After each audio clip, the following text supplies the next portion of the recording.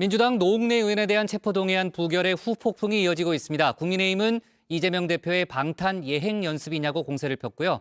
민주당은 한동훈 장관이 증거를 구체적으로 언급한 점을 들어 불법적으로 피의사실 공표를 했다고 비판하고 있습니다. 관련 내용을 국회 상황실에서 짚어봅니다. 혐의 소명도 안 된 검찰 조항만 가지고 체포동의안 통과시켜서는 안 될 것입니다.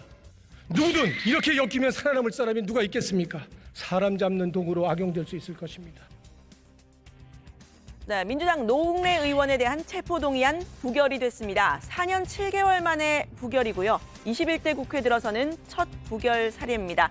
체포동의안에 찬성한 사람 101표였고요. 반대한 사람 161표였습니다. 민주당 의원이 169명임을 감안하면 거의 대부분 똘똘 뭉쳐서 반대표를 던진 건데요. 당론을 정하지 않고 의원들의 자율에 맡겼지만요. 본회의 직전 의원총회에서는 이렇게 보시는 것처럼 노 의원이 직접 한 명 한 명 의원들을 맞이하면서 일일이 악수를 하는 모습이었습니다. 검찰 독재를 저지하자라는 결의문까지 낭독한 뒤에 본회의 표결에 임했습니다. 정치검찰을 동원한 야당 파괴, 정적 제거 수사, 강력 규탄한다. 하나, 민주당은 일치 단결로 똘똘 뭉쳐 윤석열 검찰 독재 정권에 무도한 야당 파괴, 민주주의 말살 책동을 저지하기 위해 국민과 함께 총력 투쟁할 것이다. 검찰 독재 저지하자. 저지하자. 저지하자. 저지하자. 야당 탄압 중단하라. 중단하라. 중단하라. 중단하라. 네, 그런데 이 민주당의 총력 투쟁에 기름을 부은 사람 바로 한동훈 법무부 장관이었습니다. 이 본회의에서 노 의원의 체포동의 요청 이유를 설명하면서요. 구체적인 증거를 조목조목 밝혔죠. 녹음 파일이 있다 이렇게 말을 했는데 지나치게 자세한 설명 때문에 오히려 민주당 의원들의 반발을 샀다는 해석이 나왔습니다. 한 장관의 설명에 민주당 의원들 고성을 지르면서 항의하는 모습이었습니다. 돈을 받으면서 저번에 주셨는데 뭘 또 주냐, 저번에 그거 제가 잘 쓰고 있는데 라고 말하는 노웅래 의원의 목소리, 돈봉투 부스럭거린 소리까지도 그대로 녹음되어 있습니다. 귀하게 쓸게요. 고맙습니다. 봉감 정치로 보답하렵니다. 라고 돈을 주어서 고맙다고 하는 노웅래 의원의 문자 메시지도 있고, 뇌물 사건에서 이런 정도로 확실한 증거들이 나오는 경우를 저는 보지 못했습니다. 네, 바로 노웅래 의원의 신상 발언이 이어졌습니다. 증거가 있다면 왜 조사 과정에서 제시하지 않았느냐 따져 물었는데요. 방어권 보장이 제대로 안 됐다는 겁니다. 개별 사건 보고받지 않는다고 했던 한 장관이 증거를 아주 구체적으로 설명했다고도 비판했습니다. 왜 조사 과정에서 묻지도 제시하지도 확인하지도 않았습니까? 갑자기 녹취가 있다, 뭐가 있다. 이거는 방어권을 완전히 무시하는 거 아닙니까? 더더군다나 한동훈 장관은 개별 사건 보고 받지 않는다 이렇게 얘기했습니다. 근데 지금 국회 표결에 영향을 미치려고 증거가 차고 넘친다고 이렇게 얘기하는 거, 이게 정치검찰 수사 믿을 수 있는 겁니까? 네, 이 발언 뒤에 결국 체포동의안 부결이 됐는데요. 이 체포동의안 부결의 1등 공신이 한동훈 장관이라는 게 민주당의 주장입니다. 마음을 정하지 못했던 의원들도 부결 쪽으로 쏠리게 했다는 겁니다. 법무부 장관으로서가 아니라 검사로 와서 오히려 국회를 도발하는 거 아니냐고 느낄 정도였는데요. 비호감도를 높여서 혹시 가결되는 것을 막기 위해서 저렇게 얘기했나 이런 생각도 상당히 들었고요. 네, 나아가서 이 한동훈 장관의 발언, 피의사실 공표죄이자 공무상 비밀 누설죄가 될 수 있다 이렇게도 주장을 했는데요. 법치를 말하는 한 장관이 본인은 위법 행위를 해도 되느냐고 따져 물었습니다. 명백히 피의사실 공표에 해당하는 중죄입니다. 직무상 알게 된 비밀을 퍼뜨리는 공무상 비밀 누설죄에도 해당합니다. 일국의 법무부 장관이 일개 검사가 재판장에서나 할 법한 내용을 국회 본회의장에서 공공연하게 공표해도 됩니까? 네, 갑자기 법무부 장관 발언에 위법 공방이 벌어진 상황이죠. 법무부는 입장문을 냈습니다. 개별 사건에 대한 충실한 보고를 받는 것, 그리고 체포동의안 표결 전에 범죄 형의와 증거 관계를 설득력 있게 설명하는 것 모두 법무부 장관의 당연한 임무라고 했습니다. 방어권이 보장되지 않았다는 노 의원의 발언에 대해서도 한 장관은 구속영장에 사유로 다 기재된 내용이라고 반박했습니다. 의원님들께서 그 체포동의안 내용을 못 보셔서 그런 것 같은데요. 체포동의안 내용에 들어있는 구속영장의 사유에 그 내용들이 다 대부분 기재되어 있습니다. 네, 법무부의 설명을 좀 듣고요. 제가 이 법무부 장관 체포 동의를 요청할 때 어느 정도로 구체적으로 말을 하는 건지 과거 사례들을 좀 살펴봤는데요. 체포 동의안의 취지를 설명하면서 범죄 혐의를 대략적으로 언급한 경우가 대부분이었습니다. 구체적인 증거나 진술을 밝히는 경우는 드물었습니다.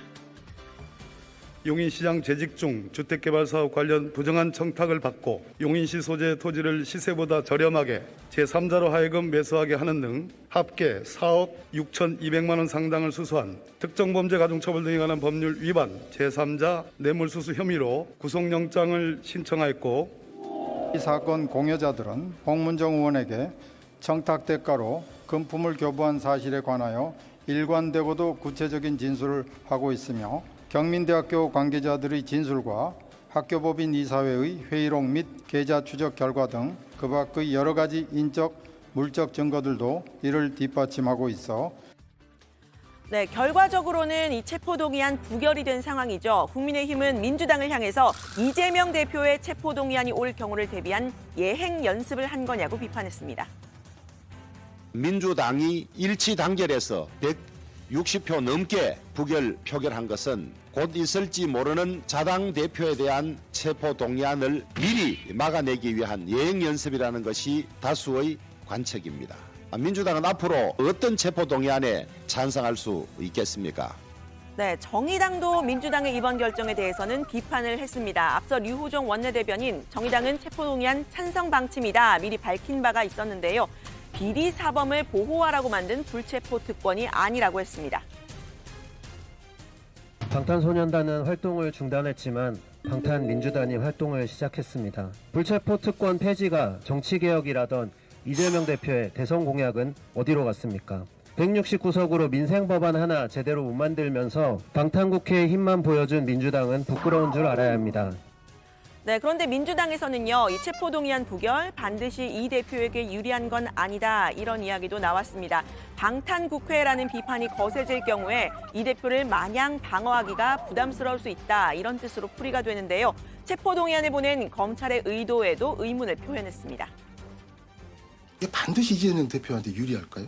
어제의 이런 표결 결과가 저는 단언하기 쉽지 않다라고 생각을 합니다. 굳이 이 시기에 국회에 이걸 던지는 의도는 뭘까? 이런 거에 대한 고민들을 의원들이 많이 했던 것 같습니다. 네, 지금부터는 이재명 대표의 행보 살펴보겠습니다. 어제는 광주에서 이 검찰 독재 규탄 연설회를 열었는데요. 오늘은 국회에서 검찰 인권 침해 수사의 문제점과 제도적 대책 마련을 위한 토론회를 열었습니다. 이 자리에서 윤석열 정권의 검찰이 민주주의를 파괴하는 도구로 전락을 했다면서 검찰의 행태 불공정하고 편향됐다고 주장했습니다. 야당과 전 정부를 향해서는 없는 사실도 조작해가면서 보복 칼날을 고추 세웁니다. 그런데 대통령 가족이나 그들 자신에 대해서는 있는 범죄 혐의도 덮는데 급급하고 있습니다. 국민의 심판을 받아야 되는 민주주의의 적이고 형사처벌을 받아야 할 범죄 행위다라고 볼 수밖에 없습니다. 네, 이렇게 검찰을 비판하면서도 검찰 출석에 대해서는 공언을 한 상태죠. 어제 28일 출석을 미룬 이 대표에게 검찰이 1월 첫 주에 출석을 해라 이렇게 제안을 했다고 하는데요. 이 대표 측은 신년 행사 일정 때문에 어렵다 이렇게 답을 했다고 합니다. 결국 검찰은 1월 둘째 주 10일에서 12일 중에 가능한 날로 일정을 조율 중이라고 밝혔습니다. 대표님 그러면 10일에서 12일 나온 거는 그럼 맞는 거예요? 그 안에 조율 중이신 거는 맞으신 거예요? 출석하기로 했으니까요. 그렇게 하시면 되겠습니다. 그럼 직접 출석은 정확하게 맞으신 거고 날짜는 정확하게 모르고 계신 거예요? 변호인하고 협의 중이니까요. 나중에 말씀드리겠습니다. 네, 당내에서는 그런데 이 대표의 직접 출석을 말리는 목소리도 나왔습니다. 본인은 공개적으로 출석해서 포토라인에 섰던 박지원 전 국정원장의 조언입니다. 김만배 돈 264억이 나온 게 이재명 집에서 나왔습니까? 성남 FC 문제는 같은 검찰에서 무혐의 처분을 했는데 대통령이 바뀌었다고 해서 나와라? 이것은 문제가 있는 것 아니냐.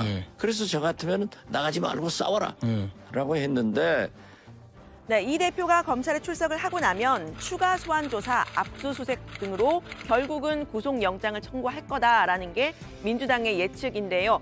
불체포 특권 때문에 국회 회기 중에는 이 국회의원 함부로 구속할 수가 없습니다. 임시국회는 다음 달 9일까지로 지금 예정이 되어 있는 상황이죠.